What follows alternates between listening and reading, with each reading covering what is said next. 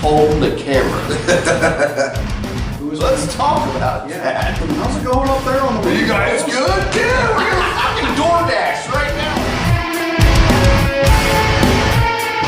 Walk up, it's gonna be over. No, they kept going. Yeah. They were doing that, okay, We didn't even phase them. oh, who ordered the tax?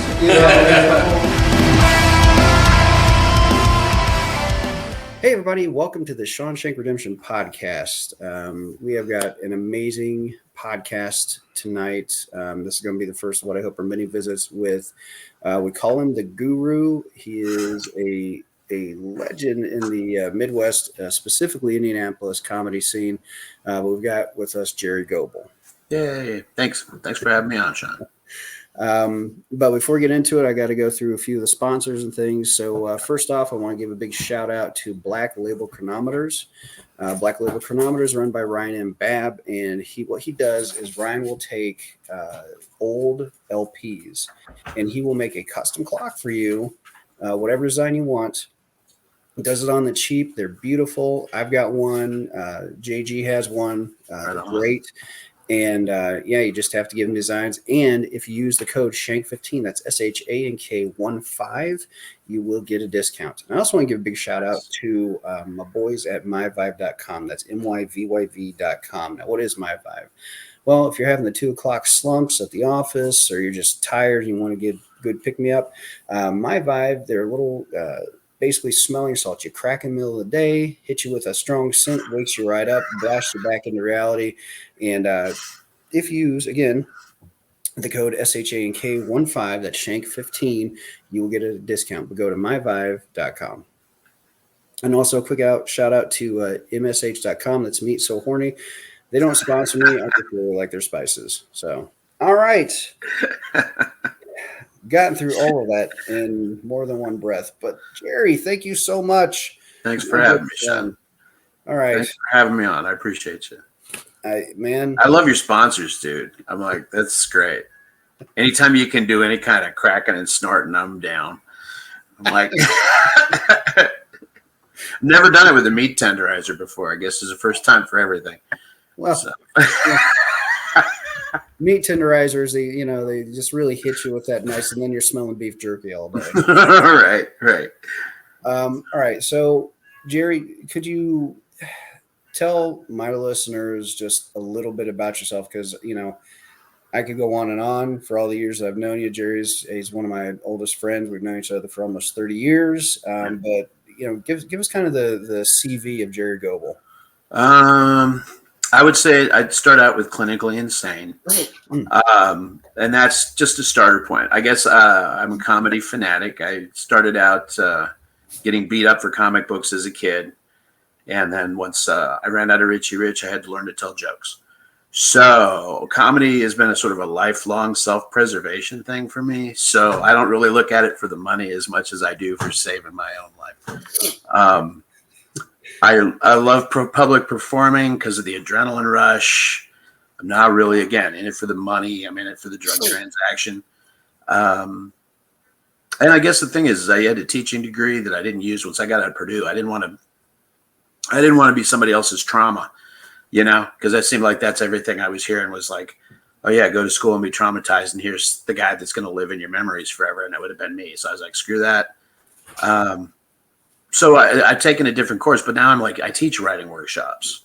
I guess the teaching stuff stuck. I just didn't like where it was at or whatever. But I mean, it's been sort of a lifelong thing. It's just trying to figure out a writing system, to be like every art has a system to it. And it's like, you just need to be able to break it down and tell people what's what so that you can explain it to them and go, well, rather than just say, well, it's funny because it's funny, Right.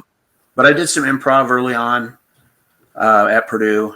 I did with Improbable Cause, which was originally National Velveeta, and then we betrayed them and became something else. And then we went to Second City for 2 sessions. They got run out of town because once they found out we did stand-up, they didn't want nothing to do with us. Now they sell that stuff like, they're like, they love stand-up now. But boy, back then, dude, we got treated like we had leprosy. And I don't know if Jeff did or not, but the guy, he could have been. I don't know. He was a player. I wasn't. I had a trench coat and a beard and a bad headshot. And there was like to audition for the second level. I was supposed to get headshots, and the headshot I got was like out of a kiosk at a Kmart. It was one of those 3-strand strips, and it was me in a trench coat looking like I'd probably murder you if you don't put me on the second level. So, I had a good audition, but it was like, again, I was a comic. So what was the umbrage with you being a comic back then? Because I know stand-up may not translate to improv, but improv definitely translates into stand-up. Yeah. Well, okay. So first off, improv people, I think, have an inferiority complex because they are an acting exercise. So as much as you want to be like, it's its own art, it's like, no, you're the game they play while they're waiting to do the real thing, So maybe that's the problem, that you're insecure because you don't write and you don't do your own thing. And then when it comes down to it, people that do threaten you. But their whole thing was, they were always like, well, you'll steal the scene. Like, we didn't understand how it worked. I'm like, get real, man. Everything's just a different application of performance. And I just felt like the way they treated us, I mean, it was seriously, there were secretaries that got better action than we did. I mean, they never complimented me on passing my invisible ball. I mean, I could throw that thing. I'd even make bouncy noises with it, and they still hated anyway. Well, everybody gets to but here's my question, Jerry. If we told them that you guys were stand-ups, shouldn't their response have been yes and? Yes and? Yes, and that's absolutely. That's the best thing to take away from improv is that exercise. Because that's, to me, really, that's everything. Every joke, yes and. Right. When a heckler messes with you, yes and. When you've got a tagline you finish your joke and you want to take one more stab at it, yes and. It's right, but two words to live by, really. So. But the thing is, of any, and they probably didn't know this because they didn't know you, but of any comic that, and I've worked with thousands of comics over now 28 years, of any comic they should have taken on that has that yes and spirit, it's you. Because I can't even tell you how many shows I've seen you do over all these many years, and you've never done the same show twice. And and I don't mean in the sense that it's like, oh, he changes a bit here or shuffles some things. Like, you literally never do the same show twice. And you may have some similar items here or there, but outside of that, you just don't. And I've never had the ability to mentally pull anything like that off. And I by some, I'm considered a relatively smart guy, but you, I mean, how do you do that? You are, when I would say, if there's an improv for stage, it's you. Well, I think a lot of it is just, okay, so early on when you start out, you think you suck and you don't know, but you just decide whether you can say something or not because it might not work. And I think at a point, once you get to that level where you I'm going to say something and I have to react, and then it's like a digging your hole, because am I digging? Usually the thing that happens is I used to say, should I say this? And now I don't do that. The cat's made it. I usually don't. Good grief. Are you kidding me? Do you see the cat? You just yes, and Jerry. Yes, and there goes my lighting. Now I'm even more out of focus with a cat butt in my face. There we are. You want my philosophy in comedy, Sean? That was it right there. Cat butt in your face with no good lighting. All I need is some intro music to fake my way out of this, and I'm good. Get out of here. What are you doing, Charlie? Cat won't come anywhere near me normally, but he's apparently found out about stage time. So for those of us listening on Spreaker that have this just on the audio and things, we just got a face full of cat asshole. So you did, yes. You did kitty porn. Well, you know what? Sign up for video to get that little bit of kitty porn. Jesus. Well, I was talking and catch it. That was beautiful. Yes, and. Okay, so from Second City, Bremen, Indiana, right? That's originally from Oxford. Oxford, Indiana. Okay. Yeah, we moved down from North Dakota back in the 80s, and Oxford's where I landed. Okay. I really don't feel like I've ever had a home. I just kind of move a lot, you know. Right, because Military cat. I got cat hair in my mouth. That's crazy. But I move a lot, and then we moved a lot because Dad worked with Boeing, so we were never in the same place twice. So it was like, again, another reason you had to learn how to deal with bullies. And when the comic book market fell off and it wasn't 10 for $1 anymore, at 4 for $1, you were paying a lot, but it was protection money, and it usually was good. But then Larry Wilde joke books, the bedroom bathroom joke book, and a lot of those old school joke books are really what saved me. But see, it's like now the funny thing is, as much as those jokes saved me as a kid, I resent them now.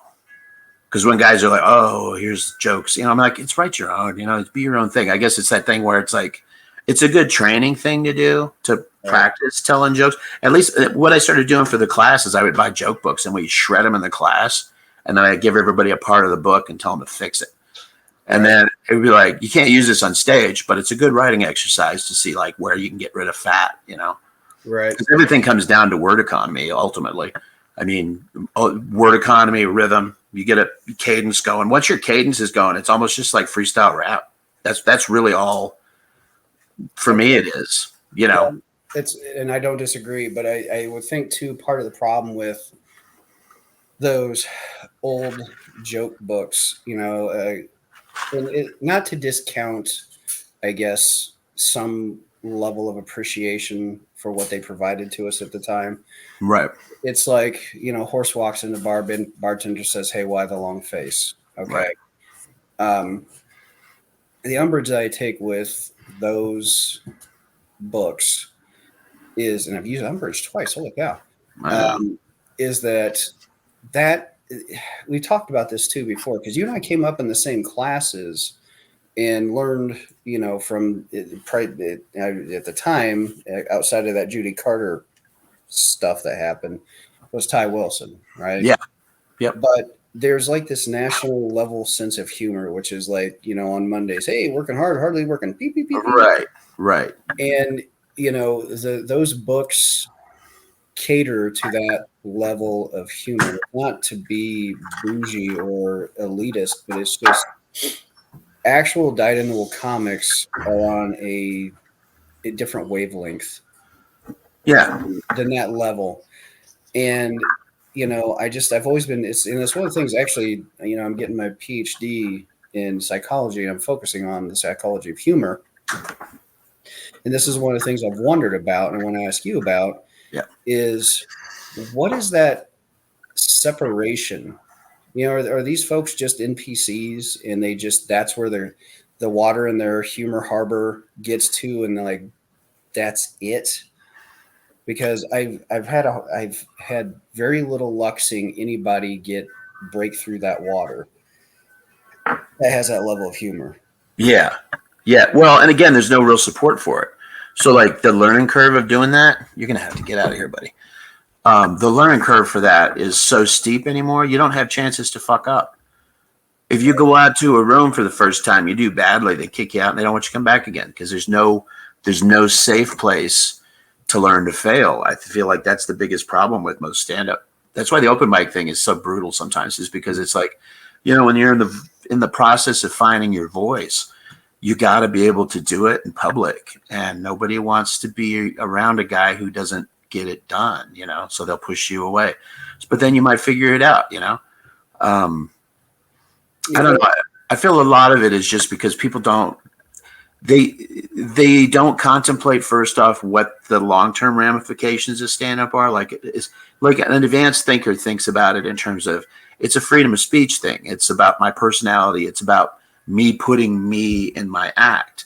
That's why it's not stock joke. Anybody can tell, and it works, because it's not about you. It's nothing about you. Some dude wrote this and Milton Berle stole it 100 times.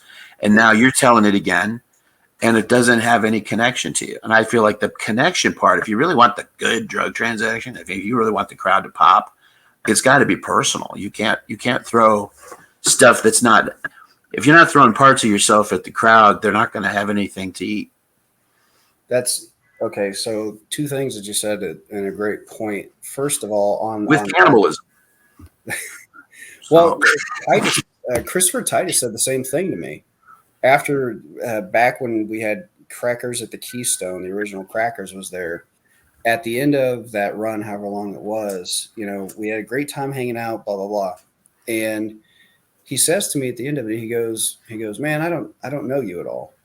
And I said to him, I go, dude, what the hell are you talking about? We performed every night because that was a Tuesday through Sunday run.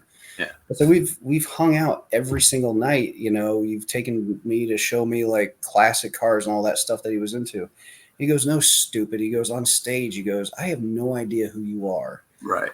You talk about, looking like Boys to Men and Barney Rubble and all this other junk. He said, but you don't. He said it's either that you're afraid to express your insides. He said, but you got to cut your chest open and let people see you.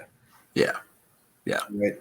But the other thing that you said, and I credit you all the time with this, and I tell people that you saved me and my comedy career, because that first night at Crackers, when we had a packed room and it was full of like pacers and cults, it was nuts. All the people that were in that place.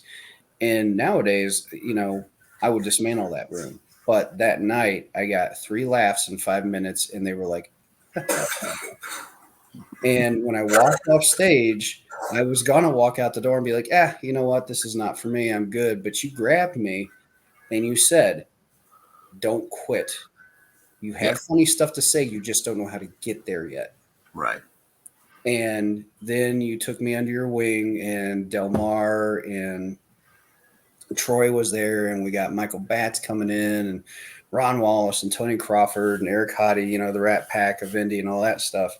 But I mean, literally, if you hadn't grabbed me, I wouldn't be headlining clubs now. Right. Yeah. Glad I did.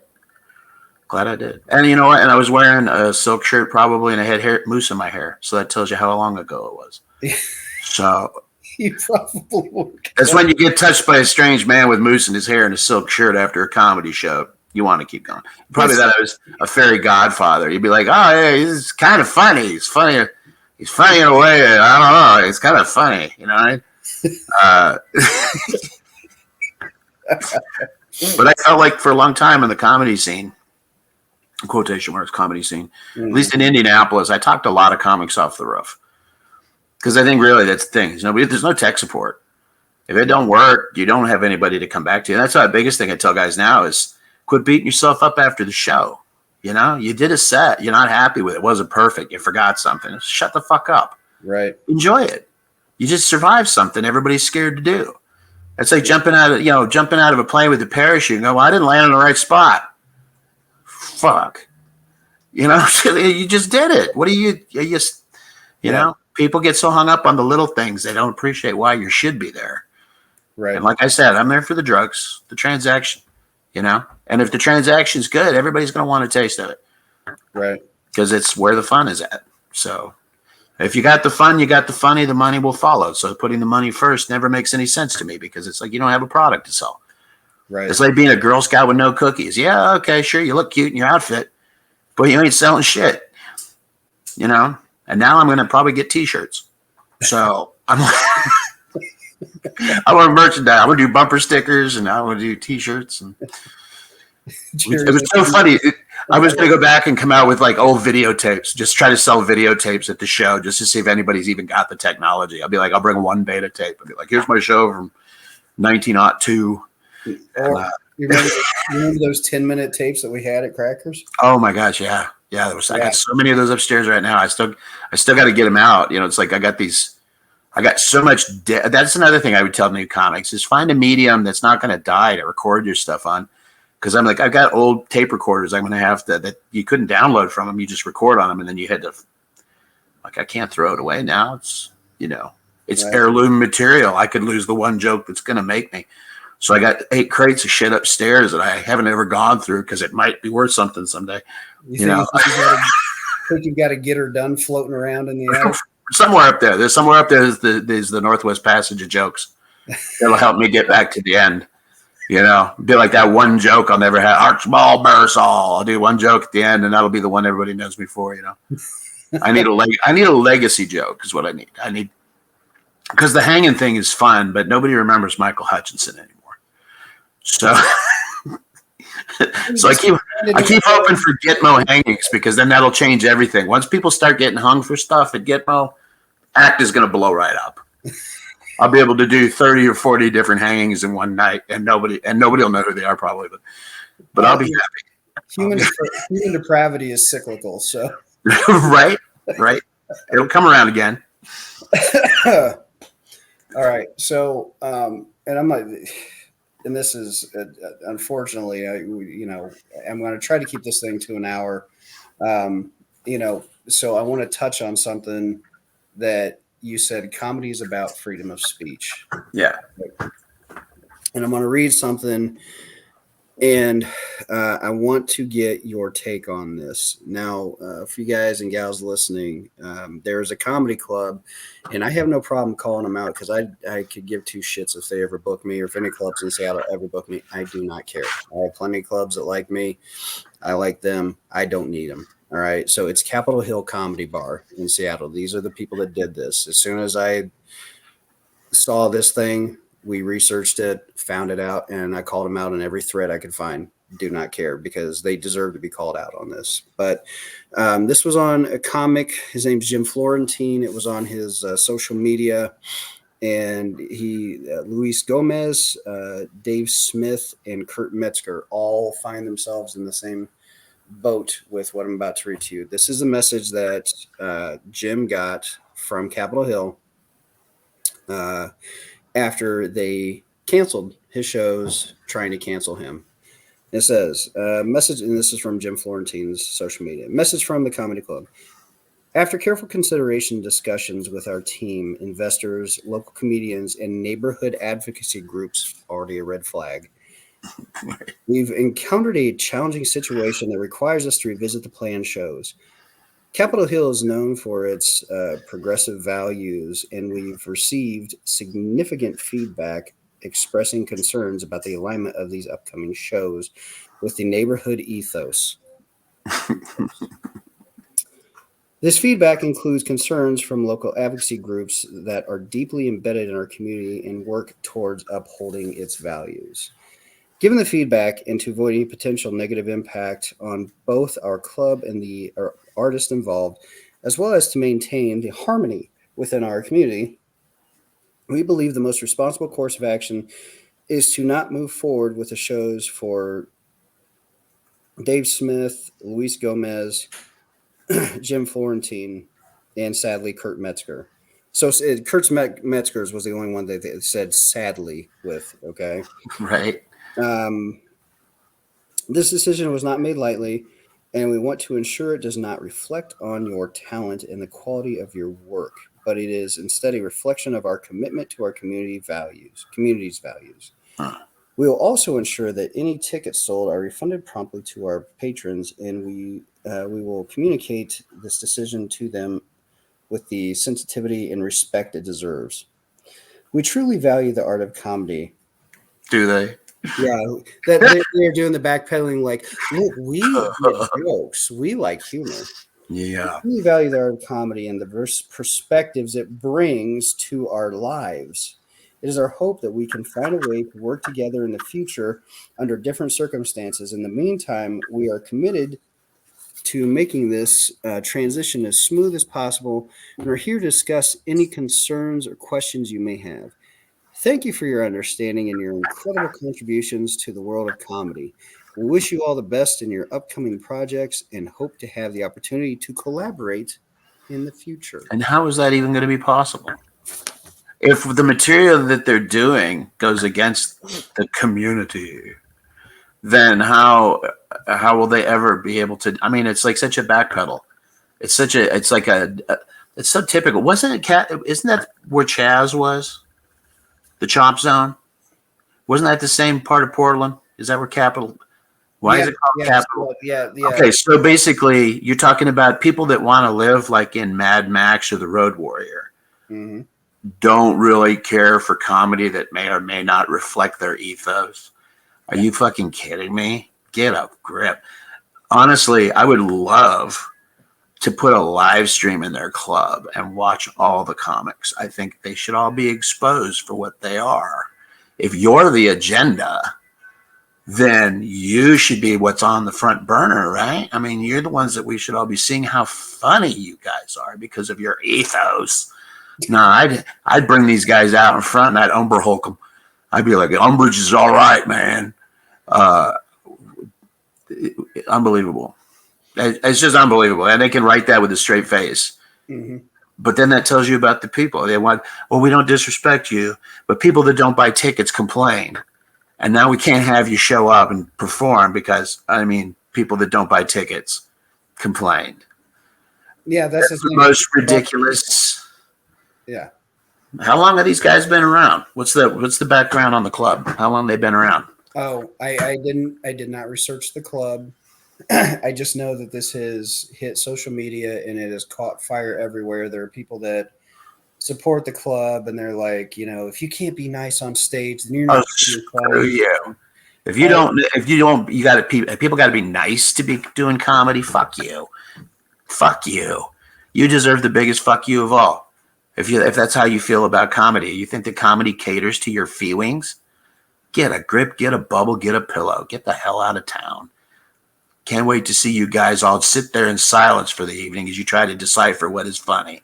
It's going to be I'm sure it'll be a rip snorting good time in Portland, which sounds to me like it's falling into the ocean anyway. So who cares? You know, the Midwest, I mean, if the fault line goes, it wipes out most of the problem, you know? I just feel like if you're not even aware how you sound in your letter, well, it's unbelievable. You can do it. I feel bad for these guys. Are these guys on Fox News or something? What did they do? What was their sin? I don't know any of them. I don't really watch.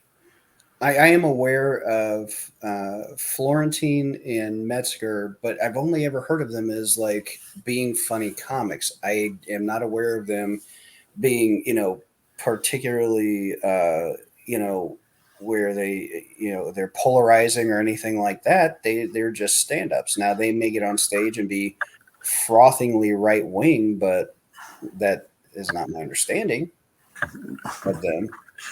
Yeah. But I just, and that's the thing, like after reading that, it's kind of stultifying where you're sitting there trying to find the words to make sense of their bullshit where they're backpedaling, backtracking, speaking out both sides of their mouth. Right. Because they're like, man, we support tolerance and all this other stuff and being inclusive, except for you. Exactly. It's a double plus good thing. Well, you know, honestly, I can't wait for the pendulum to roll back and these guys will go under because it's like, I'm sorry, comedy's not about being your buddy.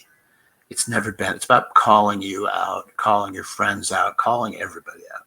You're the lone voice in the wilderness that's talking rational sense. And sometimes you're calling people about completely insane stuff. That's why it's funny, because why would you complain about insane shit? I just don't understand that if you start telling certain people can't come to town because of somebody else's feelings in their community group that's organized, I'll tell you what, those guys should actually fund the club. The group that causes the boycott should have to buy all the tickets for the room that night to make it up to the club having to cancel those comedians. Because the club ultimately takes the loss. So what you're saying is that every comedy club in the town should be held hostage by a bunch of random assholes because they don't have a sense of humor. That's the first rule of comedy is you're on the bubble too. Nobody gets a pass. That's really what's they've kind of whitewashed with this whole let's be friends shit. It's not. It's never been about that. This is about exposing all of our hypocrisies. Can you do that and be nice? Probably not. No, you can't. But apparently in Portland, they're cornering the market. I bet all those guys get on Saturday Night Live. I mean, come on, let's take the whole lineup of whoever they booked for the last year. Let's see them. I want to see them. I don't watch comedy for the same reason I don't watch softball. I'd rather play it. Right. You know, I've done it 30-some plus years doing stand-up, seeing guys, working with guys. After a while, it's nice. See, I guess the biggest problem I have as an old guy, and this is an old guy thing, when these kids come up and they're like, oh, I saw this guy. He's the greatest comedian I've ever seen. He'll change your life. oh, he's the best. Oh. And then you're like, yeah, I saw him when he was open micing the first time, and I remember him well. Yeah, he's great. Yeah. He's fine. But I'm like, what? You're not impressed? You don't want to jump on my bandwagon and learn what I know? Because I've been there. My heroes are all dead. Okay, they did stuff that your heroes are doing now. So you want me to be impressed by your guys when I've already seen it done better? But well, yeah, because their heroism is derivative. Yeah. So it's like, it's all good that everybody's got favorite comics. The biggest problem I get into anymore is guys want me to endorse their guy. And I don't, I'm a ride or die guy. Once we get in a firefight, I'm your fucking man. But if I don't know you, I'm not going to see your shit. I don't really have an opinion. If you're making people laugh and you're selling lots of tickets, good for you. If you got T-shirts and you're selling stuff, good for you. If it's the community has to exist. It can't just exist because of me. It's got to exist for everybody. So everybody that's in the business has a right to do it. But the bottom line objective of stand-up comedy is to get the laugh. And if you can't get the laugh, you either got to learn or you're going to have to learn how to, I don't know, find a side peripheral gig to give you the time to keep getting better to be able to do it right. Make it a lifelong commitment. It is. It's like painting. You don't quit being funny just because you don't have a microphone. Right. It's a philosophy. If you approach your comedy as a philosophy, you'll never, ever leave it. But if you've got to have $1 on it and it's always got to come down to, or you've got to meet a certain criteria with a group of people to get their approval, well, no, nobody's going to last long. But it's not just a philosophy. It's, I don't want to say an edict, but the one guy that could point at the king and go, haha, you're a fuckhead was the Joker, right? He was the guy that could get away with it. And, more now than ever, we have people in positions of power who seemingly want to be tyrannical despots, and they need to be challenged. They need to have the truth told about them, no matter what side you subscribe to, the truth needs to be out there, and not my truth, like fucking truth, the truth. Right. And when you that's the thing that scares me when they're starting to silence the stand-ups, and it's not personal bias because I'm in the field. It's, to me, it's like, these are the guys and gals that, they are the ones that talk. Right. Well, and also keep in mind that this isn't the first time it's happened. That's just the most recent. So even if you talk about the Shane Gillis thing getting kicked off the show and all that. I heard about that. I don't know what he did, though. He said the word Shank in a stand-up skit years ago and said something racist, and everybody was like, ooh. I'm like, that's the best racist thing you can get kicked out for? That's ridiculous. I've heard so many far more racist things out there, and to have that, all that was a power play from another actor to get somebody out of a position so they'd have more stage time. It was all basic show business bullshit. But the fact of the matter is that there's always going to be somebody getting censored. I mean, again, the jester was the guy who did say the truth to the king, but if he didn't sell the joke, he probably died. True. So, but that's the risk you take. That's the risk you have to take if you're speaking truth. You don't speak the truth because it's convenient for you. You speak it because it's the fucking truth. And then that's why, like, your John the Baptist have to get their heads cut off because they won't speak nothing but the truth. And they don't want that. See, we're living in a day and age now where they don't want strong opinions on stuff. They don't want factual opinions on stuff. They want to be able to say that. So that's why, to be really honest, my conspiracy shit's working great because all I got to do is just I'm going to tell you what's really going on and you're going to laugh at it because you don't believe it. And then one day you're going to go, wait a minute, there are more than one Biden. Yeah.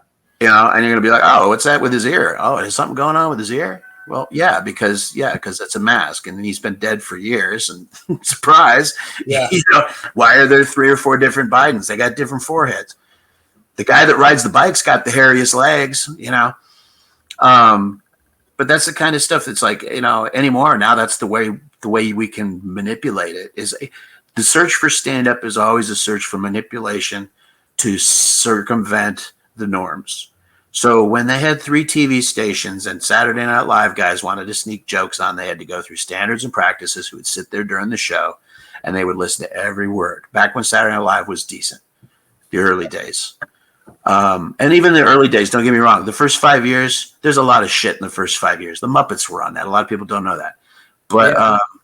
And they were awful. It was awful. It was a bad fit. And heavily sexualized too. Right. Third or fourth season, they started to come into their own. But the first 2 seasons weren't good. I mean, but that's the thing, is everything's a growth process. But everybody wants an all or nothing. There are certain seasons that were really good seasons because the cast gel. But back in the day, and this is where Michael O'Donoghue comes in, and that's the unsung hero of Saturday Night Live. He died. He's the guy that used to do Mr. Mike's Story Time, where he would tell you Uncle Remus. He had Garrett Morris as Uncle Remus, and he was talking about Brer Rabbit and about how Brer Rabbit said, "Don't throw me down in the briar patch." And then the fox and the bear said, "No, we ain't going to do that." And then they skinned him alive and they cooked him. And that was how the story ended. And Uncle Remus is crying. The kids are crying. Mike O'Donoghue, ladies and gentlemen. That's how he rolled. It was all he had the most extreme attitude about comedy, and I think that's why he really rung with me, because he was about it always ends in death. The ultimate funny is on us, and he's like, and so he would do comedy with violence. He had this one bit he did about an impression, and he did it on different venues, but he did it on with National Lampoon first. It was the sticking a the really shoe, that guy sticking a 6-inch needle. Yeah, Ed Sullivan sticking a 6-inch needle into his eye, and then it was just him screaming out of control offline, and you knew he was dying, But it was like that was Mike O'Donoghue, and when he quit and he brought in a new cast after like the 7th season, he said this show needs a Viking funeral. It needs to be burned because we were about crushing norms. That's why they hit there was a Hershey Highway joke that they got through on a Little House in the Prairie commercial. Like they were always pushing stuff that the standards and practices wouldn't get it. And then they'd be all like, what? Oh, we got tricked. That's like the Chappelle skeet thing. He's saying something that, on the street, it means something incredibly filthy, but you're saying it on stage or on TV and getting away with it. That was the whole point, was getting away with it. Right. And now they just, you can get away with anything. So there really isn't that kind of, you don't have to be that clever to be filthy, to get away with stuff. You just do it. And then now there's so much content that everybody needs is they'll take whatever you do. And I'm sure it'll be great, but you had 3 stations. You had to fight to get your material on. You had to really make sure it was well written and it made sense. You couldn't just throw shit at the wall and hoped, which is kind of where we're at now. Because again, the problem when you look at a lot of some of your celebrity types that are now becoming comedy legends or whatever, becoming the comedy it girls or whatever, they're all social media people. They have huge followings of people that think they're funny in videos, but do they honestly know how to do stand-up? They don't. There's the problem. So then what happens is then you're going to what? Are you improving the stand-up comedy art form, or are we just commercializing it for easy access to guys who know a lot of people? Where's our standards? And when you start talking about an ethos and stuff like that, I'm Spartan when it comes down to it. I hate intro music. I don't like it because it doesn't, as a guy who watches it, I want to know you got an opener. I don't give a fuck. You can dance. I couldn't give a shit about James Brown. What's your opener? That's what I care about. You got 30 seconds. Impress me. You didn't get it done. Why? Because you were too busy telling me what town I lived in. I can tape some of these Netflix specials. You can put a clock up next to it, and before they get to their first joke, hey everybody, how are you? Hey, you guys know you're in San Francisco? No shit, really? We've been living here our whole lives. We never figured that out. Thanks, traveling comedian. I appreciate you using your opener on that. Do you have any fireworks to shoot off? Oh, look, it's an opener. But the problem is the idiots cheer for it. Well, that's the problem, is we cater to idiots.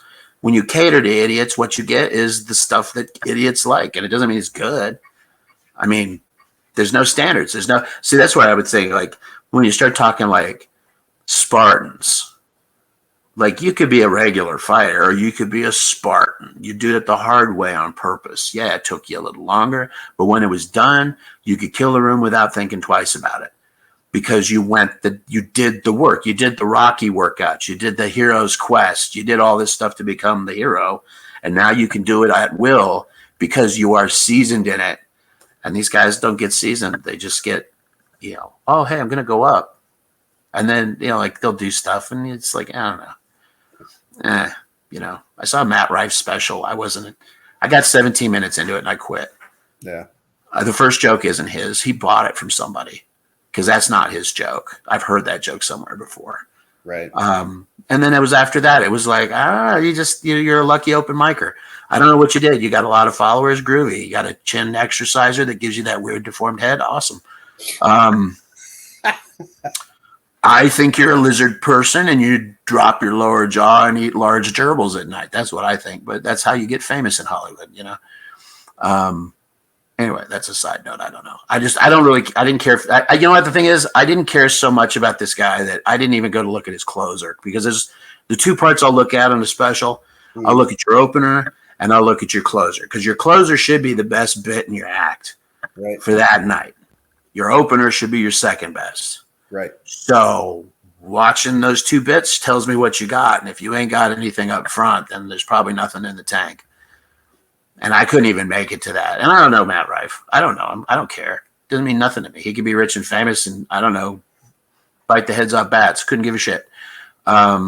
He's got the jaws for it. You're not talking about him as a person, though. As a person, I don't know. No. But as far as watching the show and the big hoopla, well, that first joke ain't his. Yeah, but see, the thing is, here's the problem. They so often will conflate the comedy with a person. But also here, they would look at what you're saying about Rife, which by all my understandings from I've heard that people know him directly, so he's the nicest guy in the world. But you're not talking about him as a person. You're talking directly about his stand-up, and somebody that they're too quick to not listen will hear what you're saying is going, oh, he's saying Matt Rife is a piece of shit. I don't give a fuck about him. I was like, no. Well, at first they would say I'm old and white and probably racist. So I'm sure I get all the old tropes that I always get. It's all good. I don't really care. But I'm going to tell you what else I think, though, as a conspiracy guy, sure. I think his whole controversy was manufactured, because you're going to tell me that the joke they complained about first was the joke that wasn't his, but that's the joke they responded to. And so they didn't get any farther into his show either to complain about anything else. So the Denny waitress joke is a fraud. It's not a real setup. They made that to manufacture views. That's what you're going to find out. Right. Who are the people complaining about this wonderfully horrible joke? And you've got your insult already lined up, so you look like a badass because you can tell people to get fucked. Well, that's that's enough to orchestrate. You put out something, and it's like they didn't complain about anything else in the middle. There was nothing else. It was just that one joke. The whole thing set it off. I'm 17 minutes in, and I was bitching. Because I'm like, I just can't watch this, dude. I'm like, this is like I would take notes and fix jokes for him. That's where I get when I start getting really bored, is I'll start fixing the jokes, or I'll just do guess the punchline game, which is a lot of fun, where you just try to figure out what their premise is and then guess the punchline. Right, and you'd be surprised how much fun that is over time. And that's when you live to really respect. I think that's a game I played that made me really respect certain writers, because I couldn't figure it out. I could figure what their punchline was, and or their setup was, but I had a reference, but I didn't have the way they had it. It blew my mind that they were so much farther out there. Right. But a lot of stuff is low hanging fruit. Mm-hmm. And it's, you just take whatever the keyword is and flip the opposite. And you figure a 90% chance you're landing in the same ballpark. But then you get guys like Ron Schock who go out there and tell their stories. And you're like, nah, that guy's a genius. He knows he could break a story down, keep you hanging. I watched him do it live. The other stuff that's not on tape that I've seen people do. That's the worst part about when I have to talk about who I think is great. Because I've seen some shows that I've never seen people do as good as these guys. I mean, as far as like moments were made, but every moment's unique, right? So your crowd is unique, your room is unique, the temperature in the room is unique. Back when Broad Ripple or Keystone, no, it was the downtown club at Crackers, the old mortuary one. Yeah. There was something about that room in July when it was really hot and sweaty, and back when they smoked. When you could still smoke in there, and it was like a jazz club, dude. I saw some of the best comedy of my life in that room. Yeah. I've seen some crazy shit. But that's stuff that there's no evidence of. Well, everybody's got evidence. Now it's like you got your video, you play your evidence, Right. Well, there's one specific moment I remember that it wasn't even something that I think if we put everybody together and you were involved, I was just there laughing my ass off. But it was one of the Rat Pack moments when Ron Wallace was up on stage and he went on a 5 minute monologue about meatloaf. Yeah. And you were up in the sound booth. The Wookiee thing. Yeah. And then Tony Crawford came on stage with a merkin Yep. hanging over his bike shorts. Yep. And the more that Ron went on and on about meatloaf with you over the loudspeaker, Right. Wookiee. And then he did that gangly ass dance behind him. It's And crazy. yeah, it was crazy. But the thing was, it killed everybody. It absolutely killed everybody. And that's one of those moments where, they call them nursing home moments where you look back and go, that will never happen again. Right. Not in all Right. the history of the universe, no matter how many times they tried to replicate it. Yep. You just couldn't get the same energy. And that was insane. Yeah. It was- That's on YouTube. It's comedians playing with themselves. Oh, is it? I put it on there. Yeah, I put that on there because I always love that because Tony's dance was so. If they were going to do that Dieter movie that they were talking about from Austin Powers guy, whatever, Mike Myers was going to do a Dieter, I would put Tony in that, man. He was so skinny, and those bicycle pants looked just Anyway, brilliant. But the whole thing was that was kind of a long running joke is that Ron would always intentionally heckle me. Like he would start. That was the night I found out he was doing it because I would go up and I would do a set or I'd be doing something, and then he'd say something to trigger me, and then I go because that's what they got into the point. They like I was a bad person and I was not nice to hecklers, and I took it as a personal affront that you wasted my time, right. And so I was a horse's ass, and yeah, I was drinking and drugging and kind of a mean prick. I admit it, but I was a funny mean prick. And they would intentionally get me fighting with people in the crowd because they wanted to see me go off. And I'm like, and then that show is when I figured out it was Ron Wallace. And that's what the revenge was. I was going to heckle him back. And that was the heckle. So there's a little backstory on that. Yeah. But Ron used to love to trigger me, though. He'd mess with it. He'd get me all worked up. And it wasn't hard because I was drunk, high, and stupid, head up my ass and angry about something, and by God, somebody was going to pay. So, made for some good times. Didn't make a lot of friends, but I'm better now. I give the crowd the safe words.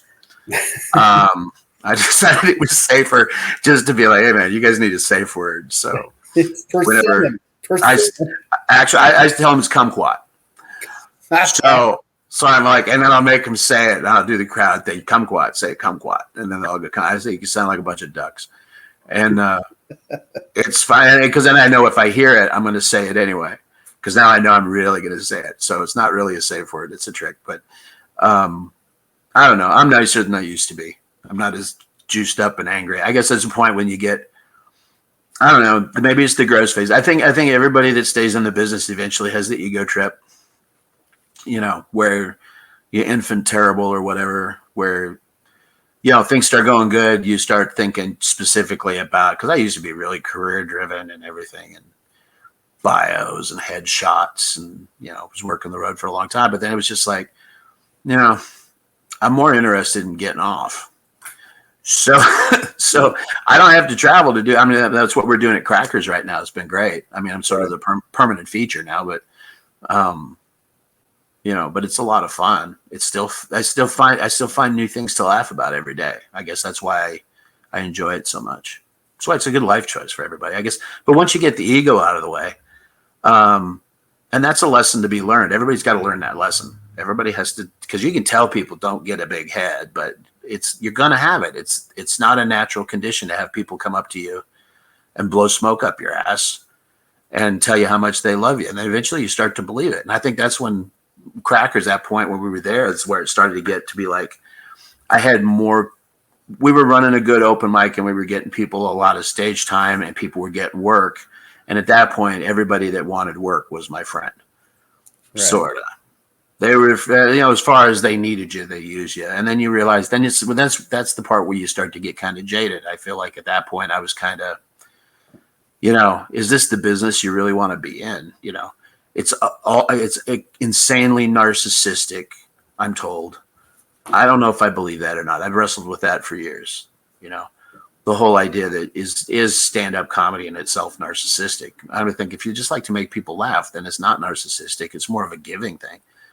But I agree with that, because within the last, I would say, especially probably about 7 or 8 months, I've had an absolute perspective switch on my end where,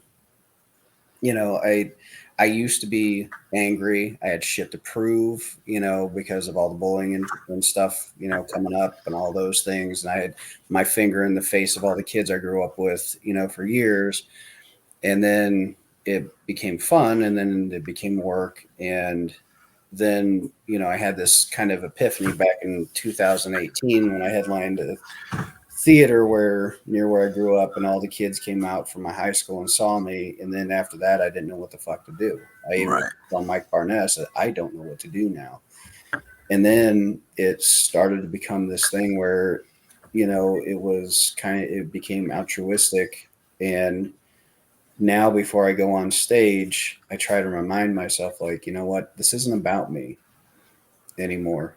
Yeah, it's about me finding funny stuff and performing and exercising my art. But outside of that, all of these people in this room have been eating shit for an entire week, mortgages, kids, responsibilities, everything else.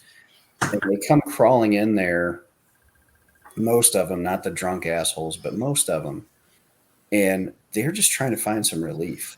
Right. They're trying to hide, and that's the thing. We have this little comedy clubhouse where we open up the door and go, no, come in here. We're going to talk about some shit, and it's going to be real. And you just don't have to think about that. Right. And one of the things that when I do, my dissertation is I'm going to talk to the people coming out of the club, like as when they are removed from the building, and how their emotional switches get flipped. Of, oh shit, that whole thing, that energy's gone, it's over. And I think there's going to be a marked difference, because I know I feel it when I leave the club after I've had just a killer ass set, and the lights are down and we walk away. Right. I think there's something to be said for the gestures of the world. For real. I think, definitely it's an energy transfer. Something's happening. Something's definitely happening. And when people leave happy, that makes the trouble worth it, and that's another reason the workshop to me is so important, is because it's like, okay, so if you want to do that, you have to be able to put it on a scale where you can have other people do it for you, because you can't do every show. As much as you might think that's where my ego gets, every show revolves around me, I got to make the world happy. But it's really more a question of, if you know how to do it, it's an obligation to make other people around you, the people that want to do this or that are interested in the craft, to help them and mentor them on. It's because this isn't a craft that stays. All the guys I knew are dead. Yeah. That's where it's getting scary. So it's like, and you start talking about loss of technology and loss of ability and loss of knowledge. Well, all the guys that could teach you how to do it, to get that rolling thunder, that's what these kids don't get. You see a lot of these rooms and they don't have that rolling laughter. They've got, it's a pleasant experience. But man, when you used to see those old dudes roll the fucking thunder, and it was just like boom, boom, boom, and crowds were just dying to take, those were super scripted acts. Those were super rehearsed. These were comics that were working all the time, club to club to club to club to club. They were on the road 24/7. The economy could sustain their growth, But now that you don't have that, you don't have, like, Comedy Caravan kept people on the road 24/7 back in the day. Yeah. And that's where you got your chops, as you went to 100 different rooms. Yep. You did all these weirdo things, and you gained mastery. It's like, it's a journeyman Ronin road warrior kind of a thing. You have to pick it up along the way, and there's just not a lot of people today teaching anybody about it.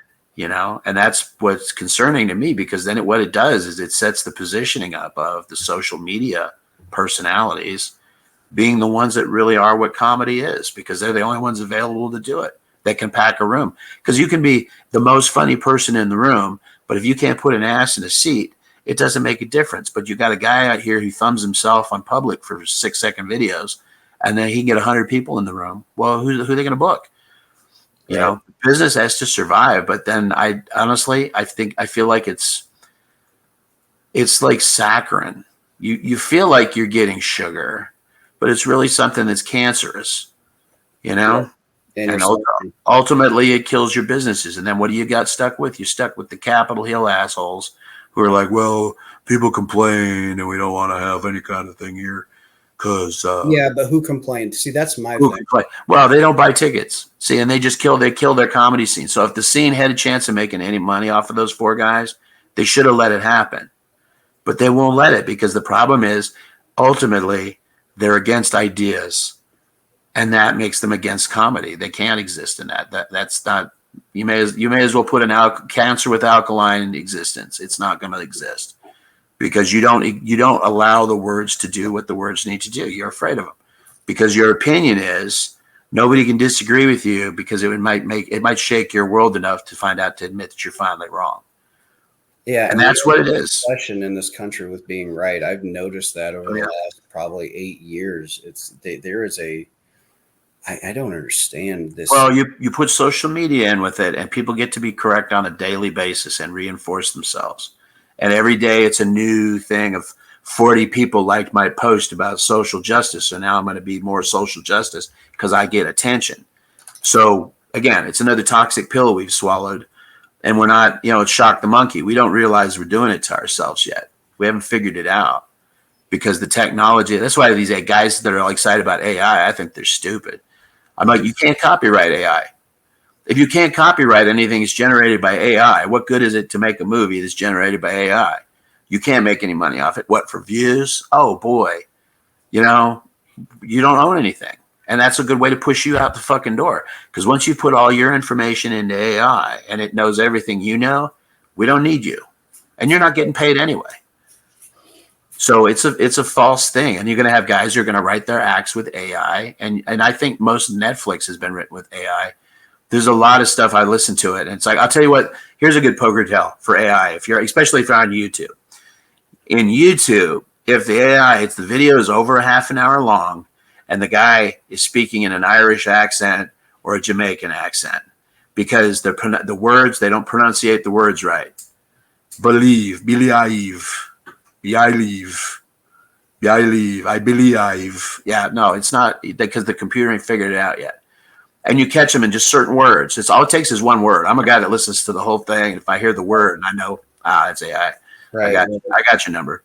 And also they repeat themselves. They reassert the main premise multiple times, because the AI does it because it thinks commercial breaks are coming. So, poker tell. That's interesting. Yeah, just watch it. And once you start watching how things go and you watch how the media rolls out, you start realizing a lot of things written with AI right now. And that's why it's so weak, because it's only as good as what's put in it. Exactly. And the only people putting shit in it are dirty bastards for the most part. Yeah. And Steamboat Willie. Yeah. I've seen some really wretched Steamboat Willie stuff as of late. Right. A bit of it. Yeah. Because fuck that evil mouse. Everybody should get to make a porn movie with that. Well, I seem to remember we were trying to start a magazine years ago, and I drew Mickey on a cross that I was really proud of, and that thing that never took off. But God, that was a fun project. Right. All right. So we've only got a little bit of time left here. So I want to ask a favor of you. Okay. Could you please, because we talked about, how stand-up is this altruistic endeavor, and how we've kind of leveled up, so to speak, in the process. But it's even with the altruistic and altruism at play, there are some of these things that we do that, all the altruism in the world won't put Band-Aids over what happened to us. And could you please tell the story of your hell gig in the woods? That's kind of long. I don't know. Is that we got time for this? We got this. We'll tell this story and then, we'll Okay. do the outro. All right. So it started out like this. Troy Davis gets a hold of me about a gig. He says it's for a club in the country, and they wanted a couple comics to come out and perform for them. So Steve Baird and I, the late Steve Baird, very funny man, and I go out there, and I'm going to do my first feature set, and I'm really locked into the idea of doing 30 minutes. Matter of fact, I'm obsessed with it because until I do 30-minute set, I can't. And this is in my mind. In my mind, I believe if I don't do 30 minutes, I will never be a feature. So I have to do this 30 minutes. So I go into this whole thing. I got my silk shirt on. I got the mousse in my hair. We're out driving around and we're looking and we're just in the country, just driving, and there's nothing. We drive by this utility pole in the middle of nowhere. We keep on going. We don't see how we go. We drive around. We come back out of the highway. We turn around, come back, and there's nothing but this utility pole. And we pull in there, and there's this guy there, and there's a semi-tractor trailer under the utility pole. They decided they were going to have a show to close out a 3-day all-terrain vehicle weekend. And we were going to do comedy as the last part of it. So I'm like, there is nobody here. It is like there's the utility light over the tractor trailer bed is drawing every bug in the entire country. So it's like this halo of flies shit. It's just, and it's bad. It's really bad. At the end of the semi-flatbed, there's this dude with no teeth and meth hair. He looks like Floyd from The Muppet Show. He is cooking barbecues or burgers, pushing the burgers. So he's like, push the burgers. You need to push the burgers. We're selling them for charity. I'm like, all right, whatever, man. That's whatever. For what crowd? There's nobody here, right? And he said, hang on. They should be coming along any minute now. And then all of a sudden we see these X-Files looking lights out in the distance coming off. And it's like, oh my God, did we book a Klan rally? What the hell what is going on here? But in my mind, I'm thinking, these guys better shut up. I got to do 30 minutes, So the way that the show is going to proceed, and he told me, you got to keep this clean. This is a radio show. We're booking this for a radio show. It needs to be clean. I'm like, there's no radio here. There's nobody here. Are you guys? I'm really starting to think, are these guys all out of their minds? What's going on? So I'm introduced. I go up. There is no chairs. They drive up with their 4-wheel ATVs.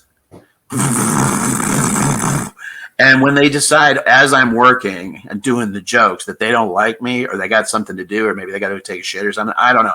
They fire it up and they skedaddle right out of there. So I'm trying to do jokes. So I'm doing setups. They can't hear my punchlines. I'm looking at the clock like, as I'm getting to 30, this is the night that I break my cherry. I'm going to do this. And I'm so worked up. So I'm doing the material. A couple of the girls with the females in there, I'm pretty sure they were female. I couldn't tell because everybody was covered in head to toe in mud. Okay. They had been out the whole weekend doing this, camping and playing in the mud. So I'm getting some looks from people because I'm the only one there wearing a silk shirt with mousse in my hair. And I'm standing underneath Satan's halo, and all these bugs are getting in my hair. I'm getting covered in bugs, okay, as I'm doing my set. So this is like become Fear Factor. So I'm like, I'm going to do my stuff. I'm doing the joke. All of a sudden, I'm getting screwed in the back. It's like water. I'm like, what's going on? I turn around. It's the dude at the grill. He's like, push the burgers. You need to push the burgers because we got to sell these for charity.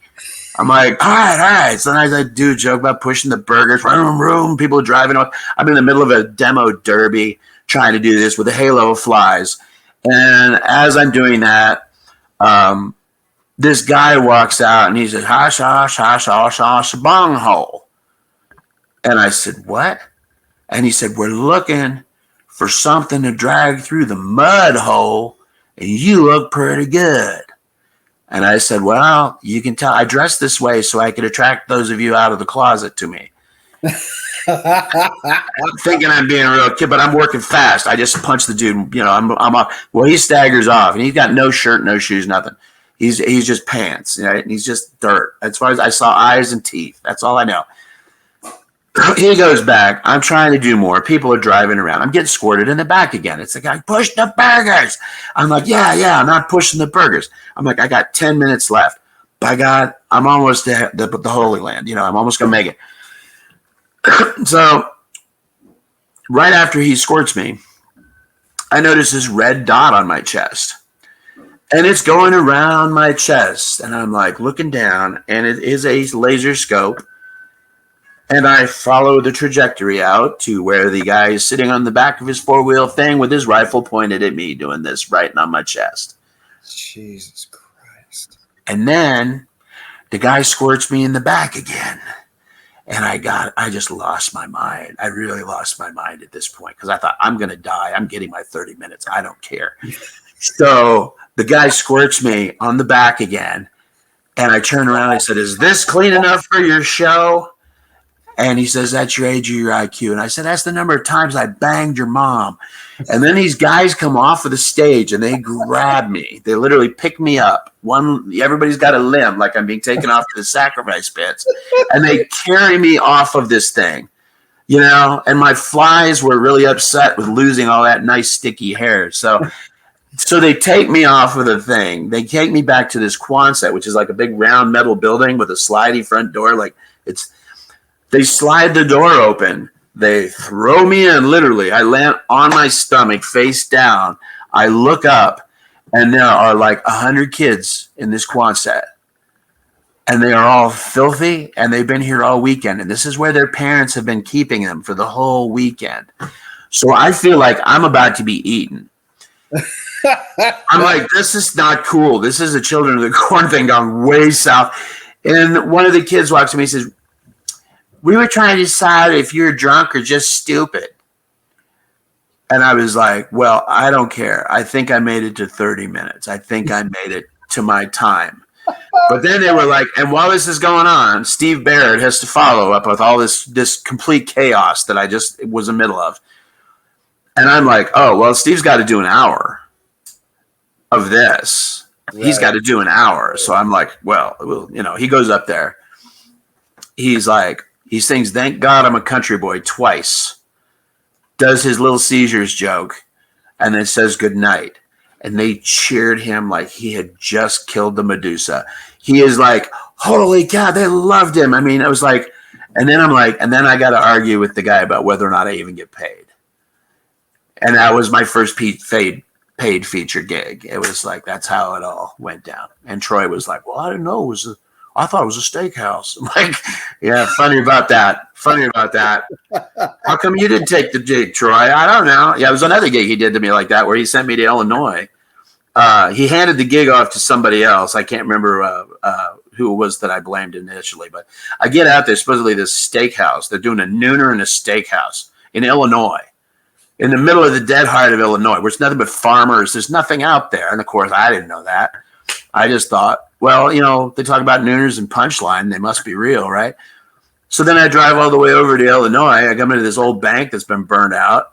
There's forest. And again, I got the silk shirt and the moose hair because I just didn't learn. And it's a bank that's been gutted by a fire. And there's 4 old farmers sitting in there at a cardboard poker table drinking their coffee. And I come walking in, and the look they gave me was priceless. I wish I could have had a camera because they were like, what in the hell? And I'm like, I'm here to do the show. You guys doing a nooner today, a steakhouse show? And they're like, steakhouse? What the hell are you talking about? And the girl from the back comes in. All it is like a display case with donuts in it and a coffee pot on the side. This was this whole cafe. This woman walks out and says, Verlene been doing crack, and she run off with her boyfriend, but she wanted to plan some shows, but she's not here. And there was no money involved because I was going to get $100, and that was the gas money that was going to get me home. Well, guess who didn't have any gas money? So I found the nearest Walmart, and I parked overnight, and I slept in the parking lot until Western Union could send me money the next morning so I could go home. And I'm like, road gigs, comedy, right? And it's just those things, man. You don't know how bad things can get until you're in the middle of it. And then you either got to find something funny about it or quit. Because if there isn't something you can find funny about this, then this is a bad career choice. I don't even call it a career choice. It's a bad art form to take upon yourself. Right. It's funny to me, like with, we talk about the current generation of people, comics, if this thing bothers you, you will not survive in the real world. If the comics had to suffer through some of the things that you went through like that, which is, I mean, I've had some nightmare shit, but nothing like your Mudbog incident. But still, like, Right. if they had to go through that, and it's like, okay, you have to keep going up, you have to keep doing stuff, and nobody do comedy anymore. Right. It's like there was a true, like you said, Spartan. It's like there was a true warrior spirit. Yeah. I think that used to exist, and now it's, you know, they might say some bad words, so we got to watch out what we're going to say. It's like, yeah, and it's not even the bad words; it's the bad ideas. They just don't want their ideals compromised because they're comfortable with their worldview and they want it to stay the same. Because they don't want to be wrong. Because they can't be wrong. Yeah, because their worldview won't allow them to be wrong, and that's the red pill moment. That's when I went to college. I learned half of everything I needed to know. I learned just enough to be an asshole. Seriously, I learned just enough to be miserable and think, well, maybe I should destroy America. Because if it's broken, it should just be totally broken. And you go, wait a minute, hang on. This is the best of all of them. Maybe you should break the worst ones first before you start breaking the one that actually gives you the ability to speak freely. And now you live in these days and age, and now you realize the full circle of what would have happened. Right. Like, this is where were we going? Where were we going? You know, we missed it. I don't think it's going to be happening. I think it's going to be a lot of blowback in the other direction. I think comedy clubs in the future would take it as a badge of honor to be boycotted for having a performer that nobody wanted there. Right. Because I would be there. But no, I'm just kidding. I had to turn it into me for a second. I'm a narcissist, you say. You're a damn narcissist. So, but I feel like it, you know, as a comedy thing, you know, letting people bully and who you book, I would never let that happen if I booked a show. But then I also am aware of the consequences of booking a show like that. If it does go and doesn't work well, then you learned a lesson. But, you know, to not do it because of fear of something that may happen, I think you just gave up freedom of speech. Well, and I think if you go back and try to pretend like you can work with it again later, you know, you only get the freedoms you get once, and then they take them away and you don't get them no more. So what's that saying? The freedoms that we give away today are the freedoms that our children will be denied in the future. Right. You know, if there's any concept of caring about future generations. Right. But then again, you know, if those conditions build rebellion, so that's why it's going to come back around, because people aren't going to put up with that, because it's like, you can't rule people. That's why they do what they do, is because they want to rule us. But the bottom line problem is, if we get wise to what you're doing, you can't control us, you know? And now that you got, like, for me, subversion is the rule. It's always been the rule.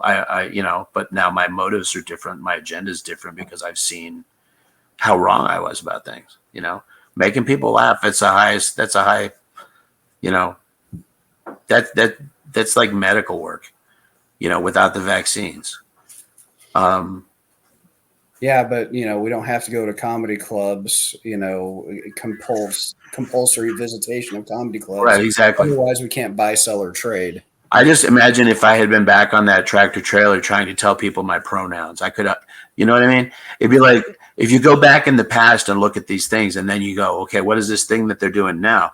Would this ever work at any point in time anywhere else? No, it wouldn't, because everybody was conditioned in a particular way to kind of go along, to get along. And I don't think that's worked out for anybody. I think what happens is, inevitably, everybody gets pushed to the side, because it ultimately comes down to those who are greedy, who want it all, and they will get rid of you by hook or by crook. But they'll play that you should be honorable, but they don't have to be.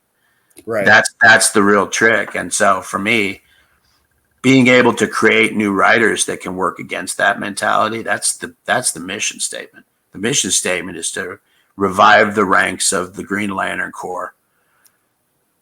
You know what I mean? Yeah, so we have to bring people back to being able to, hey, you can say whatever you want. There's no, you know, I mean, I got 2 language restrictions at Crackers, but I don't like the F word and I don't like the N word. From a simple standpoint of, I don't like joke strokers. I don't like guys that can fake their way through a set. Right. If you took those 2 words out of your set, does it change the joke? Yeah. because it's not as reactionary. It doesn't give you the shock feel that you wanted. Well, it's a cheat.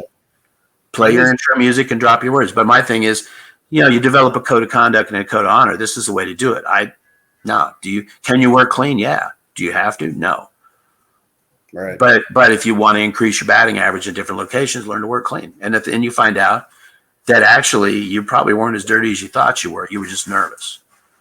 Right. Well, and I think too the cheapness of, now I say fucking my set, but it has like purpose to it when I throw them around.